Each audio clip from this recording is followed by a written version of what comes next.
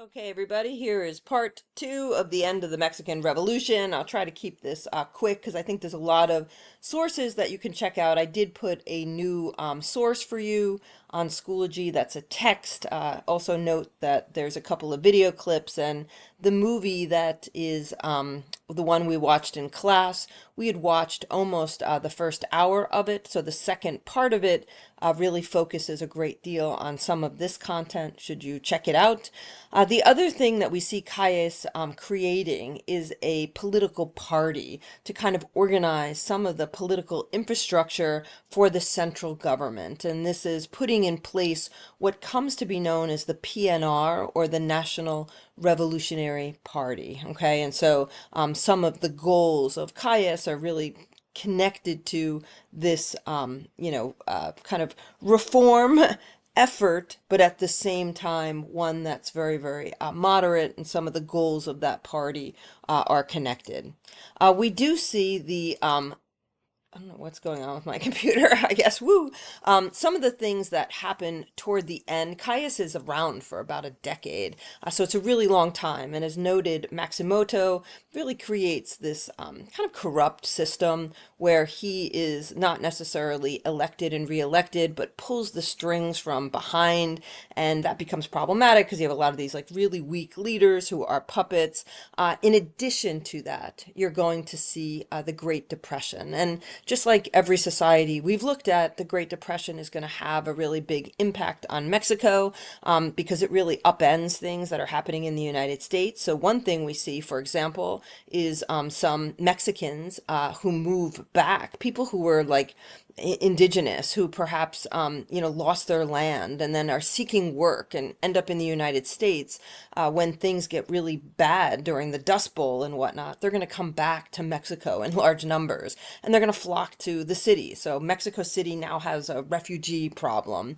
There's also going to be renewed revolutionary protest, and this is economic hard times bring greater strife, to the people who are most vulnerable. And this like call for revolution is going to start to rise again. And like this is essentially, the tiger. And Caius is going to have to, kind of balance how much he's able to address, the tiger. And we see some like kind of developments within this revolutionary protest.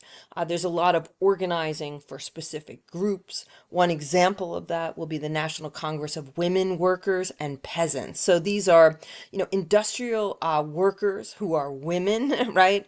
And also the peasant women, right? This is really significant that Caius is neglecting, poor women, and this kind of rises up. And some of this is going to, kind of connect to some people who are a lot more radical than Caius is. And we do see that political party starting to develop a bit of a progressive wing. So, kind of a faction of that political party that thinks things should, move left a lot more, and that there should be greater reforms and assistance, for the poor, especially during these economic hard times.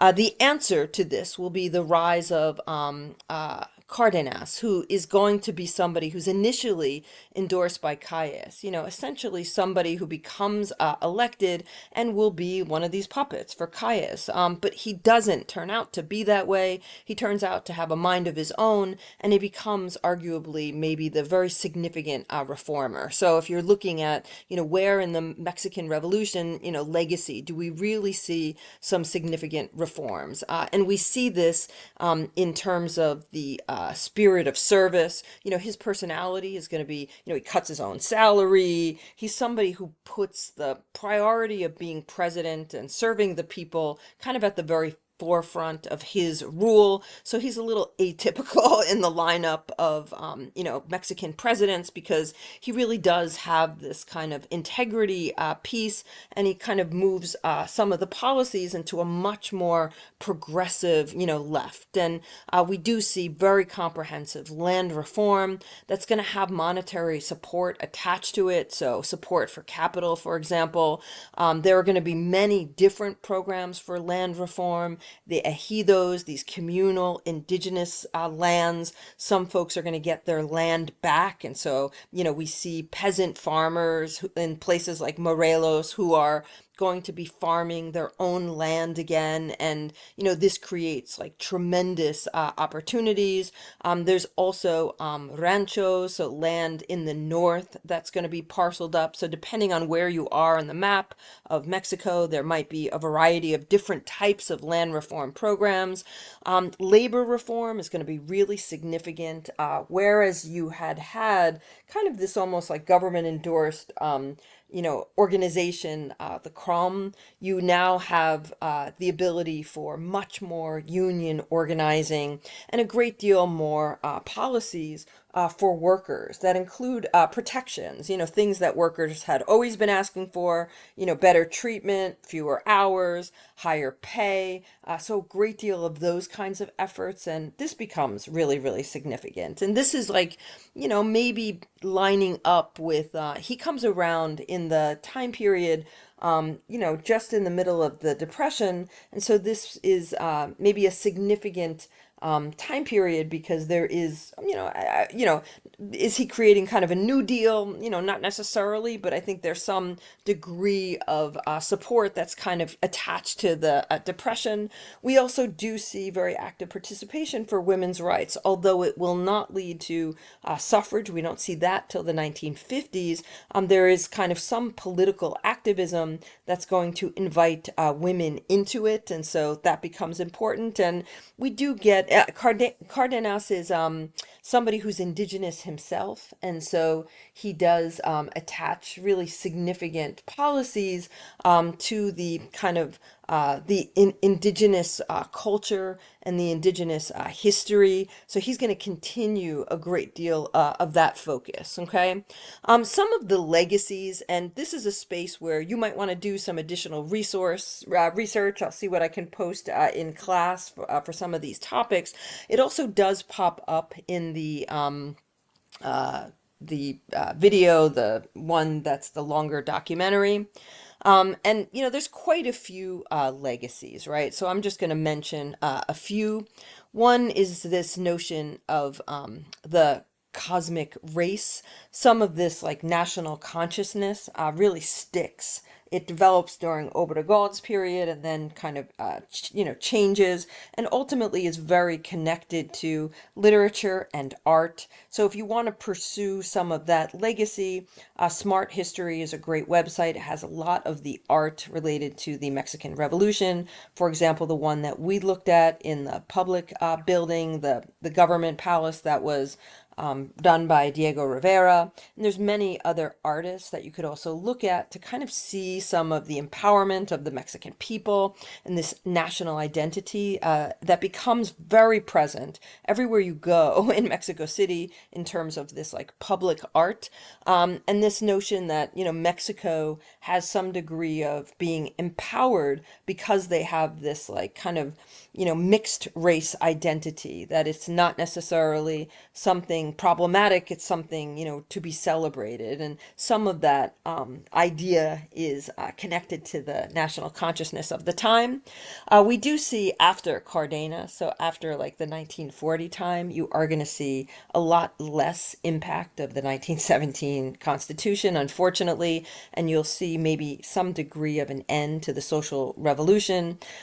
We do not necessarily see widespread, revolution activity in the 1940s, but it does pop up again in the 1960s in the form of very significant student revolts. So if you're interested in kind of the period of the 1960s, where there's a great deal of government lax, not necessarily not supporting a lot of the kind of reforms that had been originated in the 1917 Constitution, and some of the lack of jobs and the economy that's weak and political power that's weak. Some of that comes out through students who start a movement that becomes much larger than students. And there's actually a huge government crackdown in 1968 where the government shoots at students. Okay, so so that's something significant to look into.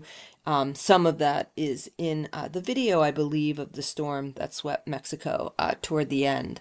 The Mexican kind of the role for feminism in Mexico. Women will ultimately gain the right to vote in the 1950s. And I think a lot of people look at the rise of feminism as something that comes from the Mexican Revolution. And there are several, many, socialist women, feminist women, women who play a role in a very kind of like, as a group, fighting against the Mexican Revolution, and then women who write literature, who really make a case for the role of women in Mexico, or speak to maybe some of the political changes that should happen in Mexico. So women gain a much larger vote throughout the time in the revolution, and their identity largely changes. You also have that political party that was started earlier under Calle is going to shift into something that's known as the Institutional Revolutionary Party. Same idea that it's really going to become kind of this, dominant political party. In effect, after Cardenas, it becomes really a single party state de facto. There's really not a great deal of competition from other political parties.